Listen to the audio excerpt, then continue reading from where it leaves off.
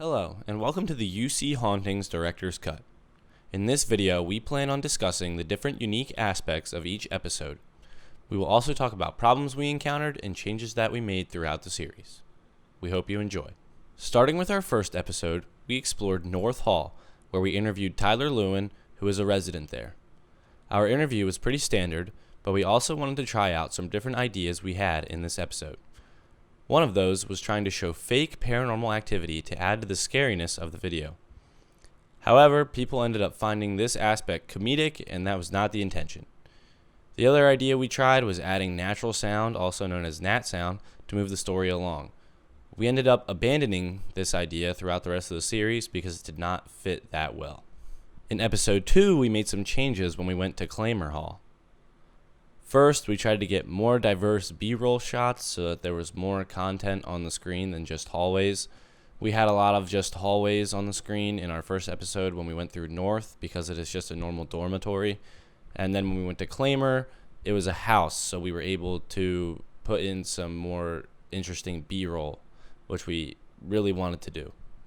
We also interviewed both Steve Wiseman and Matt Bevan, and this ended up being our only episode with 2 structured sit-down interviews. Lastly, we did not include any nat sound or paranormal activity in this episode, and we think it turned out pretty well without both of those things.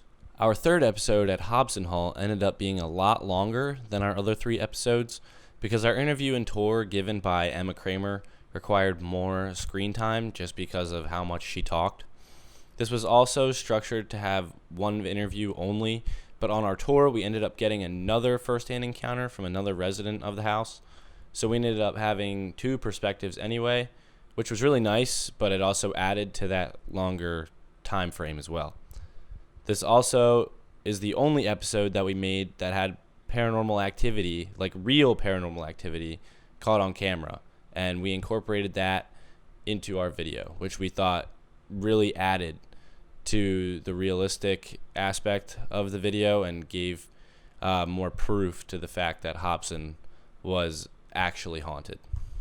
In our final episode at Shriner, Mike Buck provided us with an interview that unfolded an interesting story.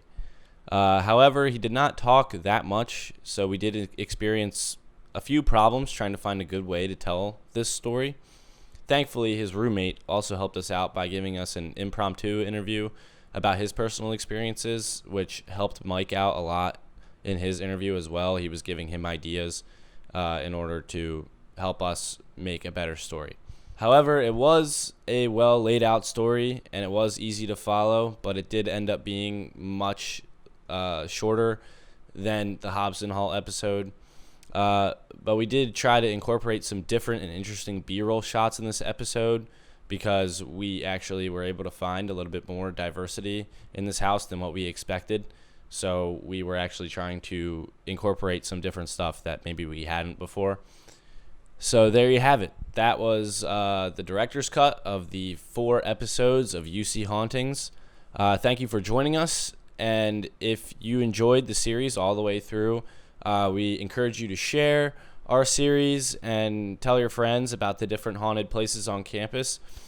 But of course, thank you for supporting us in delving into the legends and myths.